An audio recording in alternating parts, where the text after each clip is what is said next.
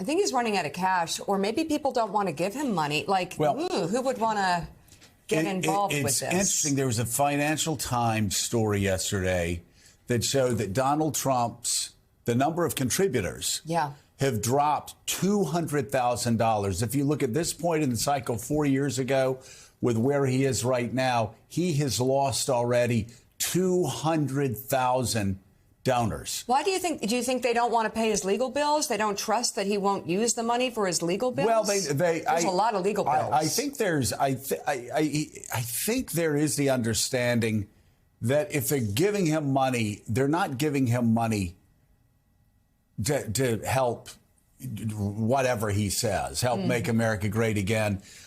They're giving him money because of the fact that a judge said he raped a woman, and he's going to have to pay her about $90 million. $83.3 million for defamation, sexual assault. Because his own lawyer decided she didn't want a jury trial, and so they had a judge trial in a fraud case, and Donald Trump was found guilty of what he's done for years. But then there's the civil fraud trial. Oh, my gosh. That's like bankrupting. Well, that's what I'm saying. So you have all this money, and so people are going, wait a second, am I giving to him? Am I giving to, like, Jim and Tammy Faye Baker, like some PTL-type scam to help pay this guy's bills? And what you're seeing is, again, the number of his contributors going down. I think there's also just natural attrition. There are a lot of people that I know that voted for Trump twice. We talk about it all the time.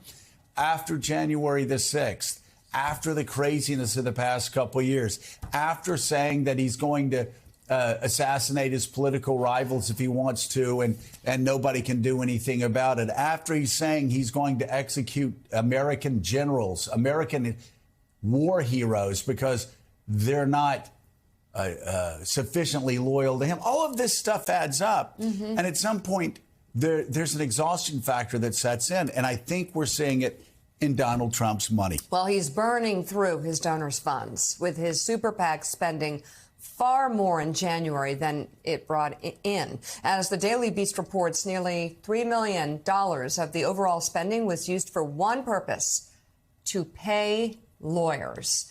The campaign itself was also underwater. It raised about $8.8 million while spending over $11 million.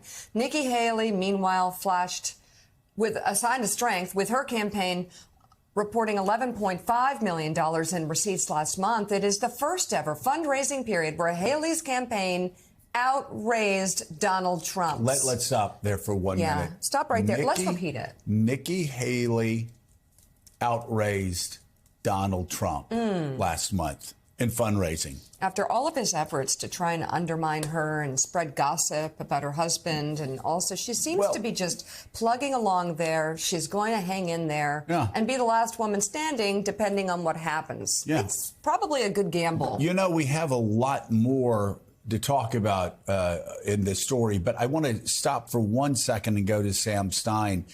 And Sam, feel free to talk about, if you want to talk about Trump having less donors than before, 200,000 less, if you have any theories on that. But I just want to stop for a second and look at the fact that the month that Donald Trump threatened Republicans, and man, that reverberated. People understand that reverberated around the Republican Party. Karl Rove's talking about it this morning in a Wall Street Journal op-ed. It reverberated. Donald Trump saying, basically, I'm going to crush you if you give Nikki Haley any money. What did that do? It caused Nikki Haley's donations to rise. And Sam, talk about the fact Nikki Haley outraised Donald Trump last month. Yeah, I mean, that's pretty surprising. I think, we all expected Donald Trump to raise a ton of money. Obviously, he has the largest fan base in Republican politics, and not just, any fan base, a sort of rabid fan base that kind of rallies behind him. So theories as to why he has done worse than she has in this latest month. I think you guys hit on the main one, which is, the money. People are, nervous that the money is going to be going to non-political functions, obviously the legal stuff.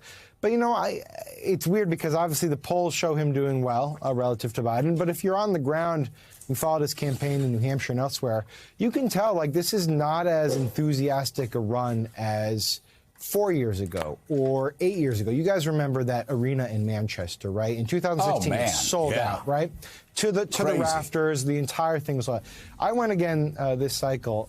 They had a huge curtain to cut off about a quarter of the arena, and they didn't have the top sections. No one was allowed to sit there. Just thought to myself that, the enthusiasm is not quite the same. And I think that hurts Trump on the donor level, too, because he has been so reliant on small dollar donations in a way that other Republicans can't. I don't think, just to be clear, I don't think any of this translates necessarily into the primary polls being affected. I think Haley is not going to win in South Carolina. There's very few opportunities for her to win any state, frankly, and the delegate math doesn't add up.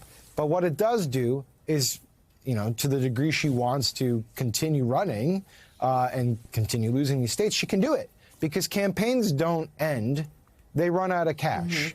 And her campaign is not running out of cash. So she can sustain an operation. She can just sit there, be a thorn in his side. I don't know to what end.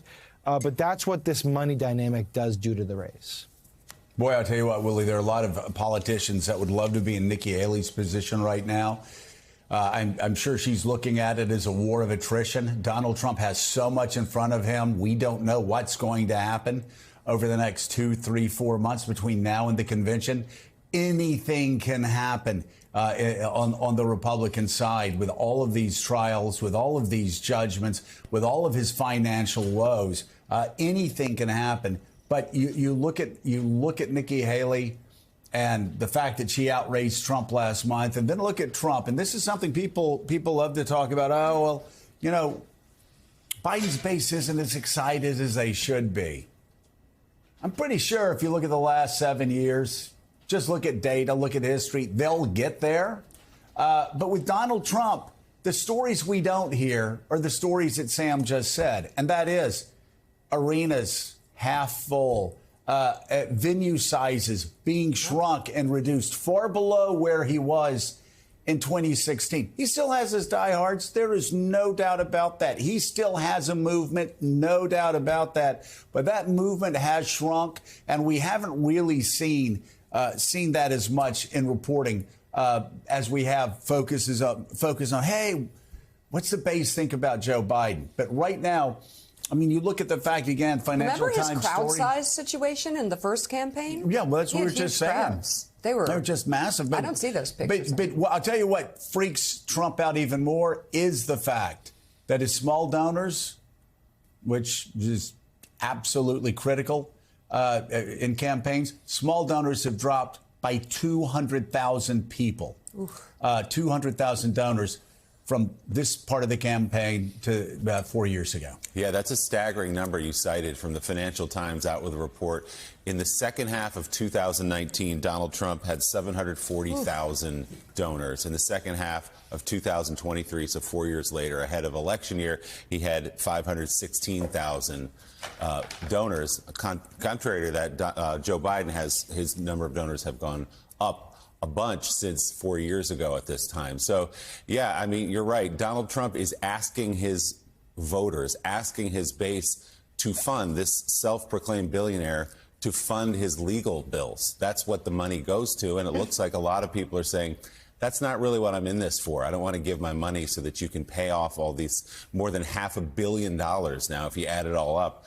If it makes you feel any better, I have already put EVAC on alert. He's ready to go if it comes to that. General, I can assure you. Hey, General, let me into the war room to see you, so I had to hack my way onto this frequency. This better be critical, Wheelie. So, come on, what is it now, please? Okay, couple of things. I'm running low on the dough. I was thinking about taking a couple of months sick leave, maybe starting today. And, oh yeah, I intercepted a transmission from Megatron. Then send it through. Yes, sir, right away, sir.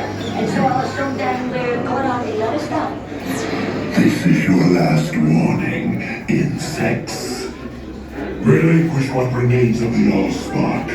So who's the insect? You? What? Who's the insect? Protect you. They will defeat it on our world, and we will defeat them here. The Megatron. This was just a diversion. Security, please bring him up. Rabbit, she's already inside. Deeds! Give me an update on that reserve. Boss readiness. What was his name? What was it? Evac, sir. She's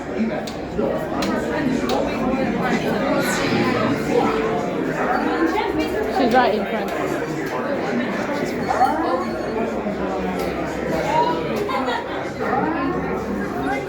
They're facing a heavy, sustained attack. They appear to be after the All-Star territory. General!